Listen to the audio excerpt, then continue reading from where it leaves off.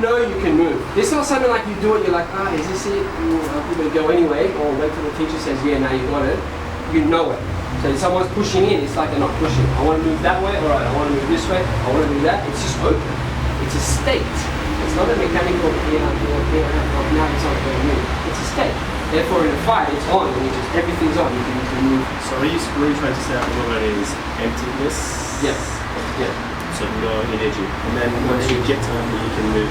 Yeah. Anytime I asked about that, he would say, learn how not to use any effort first, and then we'll talk.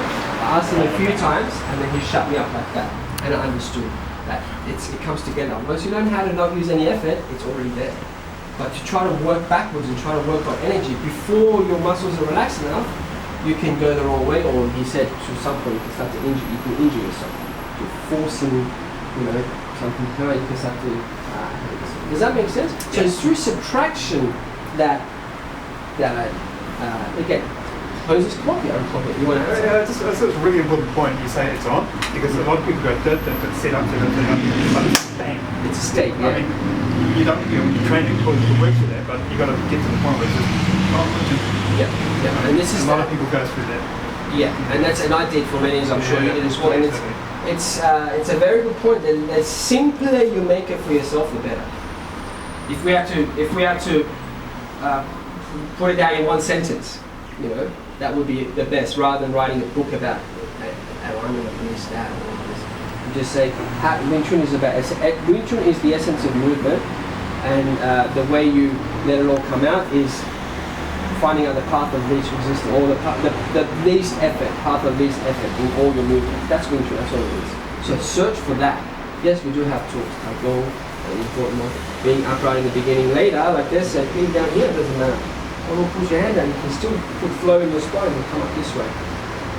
When they say don't lift things up, you have to bend your legs when you lift things up, that's because most people can't use their spine. If you hold your back on, if I do something, if you put your hand here, like this, if I go like this, like that would really pull my back out, right? And you can see the neck muscles turns like that. Whereas if it's like this, and from there I'm curling, so just pull that from there, like that, it's becomes very easy to move. So if there's something at the end of it, pulling out like this, rather than going like this, which here it would be best if I lift it up like that, right? Rather than go like that, just letting all this hang down and then coming back up from the centers, because you can start throwing, you can start doing whatever, being in any position, because the flow is there. The flow is there through letting go. It's, as long as you're open, the flow is there. The flow is there. It's the same thing. Let's word it together. The flow cannot happen without emptiness. The flow cannot happen without it. Just like, again, you want to put water in a hose. If it's blocked, it's not going to go. So you unblock the drain. Which will create flow. Yes, you're unblocking the drain. You're unblocking, what is a blockage? Tension.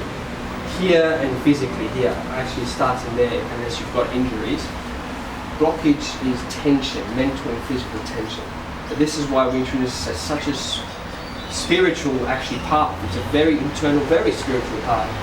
You change a lot by being able to relax. You have to let go a lot in your mind to be able to let go in your body. You can't. You feel very angry in that. If Sifu didn't have the nature here, I really doubt he'll get it that fast. That's why he had that. He never hurt anyone with it. Never. He would only, in the fights, he only hit once, in all his fights, in all his challenge fights, he only hit once, and he with an open palm, and he only hit hard enough to make the person feel the power and not want to come back, that's it. He never hit, so he would say 30% of his power maximum. And the person will hit, and he was. Once I asked him who was the best person you fought, and he said, a guy came up, and then Sifu would fight like this, so okay, start, the sort of come up like this. He'll shuffle forward in that state. As soon as he was close enough, he'll hit you. If before he was close enough, you moved, he'll just step and hit you. So you were pretty stuffed from the beginning, right? So fight. He comes like this, and the guy looked at him and goes, no, I don't want to fight him. And he said that guy is the best fighter because he could see. A good teacher in this art is a good teacher because they can do it, which means they can see it. So it's not this. What we're doing is not a textbook thing. It's not a this has to be there. Everybody's body, every person's body is different. So you can't use the same thing. Like some people, no matter how you're standing, they'll come up and go, Yeah, good. Because that's what they need. They can see what's correct, and them sort of go, yeah, that's good. Someone that needs the other way, they'll still correct them this way. You have to be able to see where is what they need, and then guide them through that. You're going to do that if you can do it yourself. So this guy could see, this guy's going to smash me, so he says, no, I want part of it. All the other guys are like, oh, cool, skinny old man, you know, and get smashed. Do you know what I mean? So it's a state. Period. It's a state. How do we get that state?